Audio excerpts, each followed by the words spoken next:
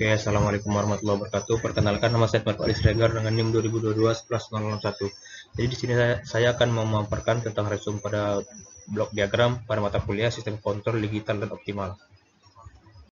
Oke, di sini terdapat definisi blok diagram yang dimana representasi grafis sederhana dari suatu sistem. Kemudian juga untuk menggambarkan hubungan fungsional antara komponen. Kemudian yaitu untuk alat komunikasi visual untuk menjelaskan cara kerja sistem. Kemudian sini untuk tujuan utamanya yaitu untuk menyederhanakan suatu sistem. Kemudian juga untuk menjelaskan aliran informasi, kemudian juga untuk memudahkan pemahaman arsitektur teknis. Oke, selanjutnya di sini terdapat elemen utama blok diagram. Yang pertama di sini terdapat blok, yaitu untuk mewakili komponen atau proses. Kemudian yang kedua yaitu garis penghubung, yang dimana itu untuk menunjukkan aliran informasi atau kontrol. Kemudian di sini terdapat simbol, yang mana simbol ini simbol standar untuk berbagai fungsi, misalnya untuk input, output, maupun proses. Kemudian di sini terdapat jenis blok diagram,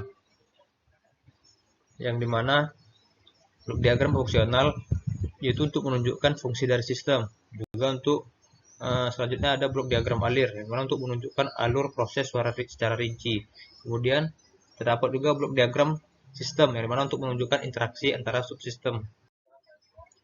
Oke, selanjutnya di sini terdapat sistem open loop dan closed loop, yang dimana sistem open loop ini atau loop terbuka adalah sistem kendali yang bekerja berdasarkan input tanpa mempertimbangkan kondisi output yang dihasilkan. Kemudian tidak ada mekanisme umpan balik untuk menyesuaikan proses jika terjadi gangguan atau perubahan lingkungan. Selanjutnya ada sistem closed loop, yang dimana loop tertutup, yang dimana dia memiliki mekanisme umpan balik yang berarti output dipantau dan dikendalikan secara otomatis agar sesuai dengan nilai yang diinginkan. Nah, di sini ada contoh untuk sistem keamanan pintu. Blok diagram sistem keamanan pintu yaitu memiliki komponen sistem keamanan pintu. Pertama ada input ganda. Jadi kita menggunakan dua input, yaitu menggunakan sensor gerak juga kartu RFID. Yang dimana dia bisa sensor gerak ini dia akan mendeteksi kemudian membuka pintu, dan kartu RFID ini secara manualnya. Kemudian di sini untuk prosesnya itu kita menggunakan microcontroller. Kemudian di sini ada output ganda yaitu aktuator pintu, hasil dari sensor membuka pintu, dan juga sistem alarm.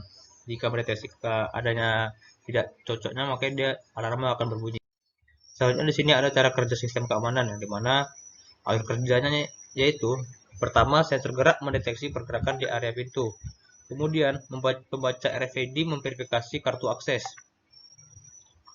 Kemudian yang ketiga yaitu microcontroller memproses informasi dari sensor.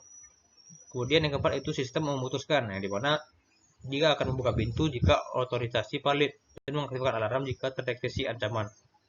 Selanjutnya di sini komponen blok diagram, yang dimana pertama di sini ada input sensor, yang dimana sensor gerak mendeteksi pergerakan, dan kartu RFID itu memverifikasi identitas.